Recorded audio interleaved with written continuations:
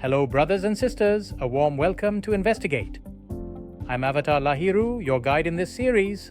Nice to see you again. Today, let us look at our fourth substantive topic, which is on the interest rate. Have you ever wondered why the bank pays you a small return when you deposit money, but charges you much more when you borrow? So, what is going on? The reason is interest rates. Okay, what exactly is the interest rate? The interest rate is the price of money.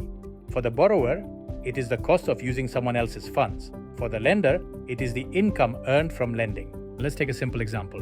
If you borrow 100,000 rupees at an annual interest rate of 10%, you must pay back not just the 100,000, but also 10,000 rupees in interest after a year. If you deposit the same amount in a savings account at 5%, you will earn 5,000 rupees after a year. But hold on, interest rates are not always so straightforward. There are different types of interest rates that matter for financial decisions. First, the nominal interest rate is the stated rate on a loan. For example, 10% per year.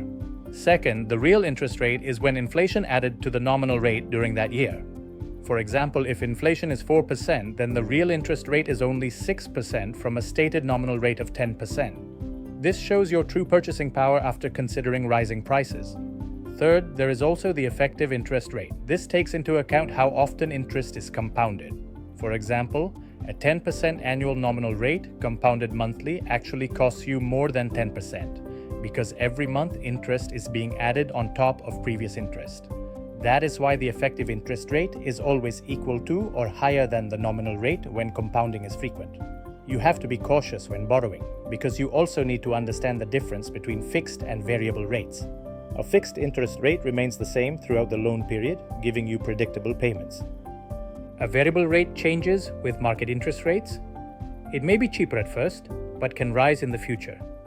Similarly, interest can be calculated on a flat basis, always charging on the original loan amount, or on a declining balance basis, where interest is charged only on what you still owe. A 15% declining loan costs less than a 15% flat loan. Interest rates are also affected by penalties, fees, and how often repayments are made. Missing an installment can mean paying extra penalty interest, while loans with frequent repayment schedules may end up costing more overall. And why does this matter to us? Because they shape every financial choice we make. For families, home loans, vehicle leases, and education loans all depend on interest costs. For businesses, expansion often depends on whether interest rates are low enough to make borrowing affordable. For savers, higher interest rates bring better returns, while lower interest rates encourage spending and investment instead of saving. So interest rates are not just numbers in a report. They touch every part of financial life, balancing the choice between spending today and saving for tomorrow. In the next video, we'll see how government policies on revenue and spending, known as fiscal policy, also shape the economy and our daily lives.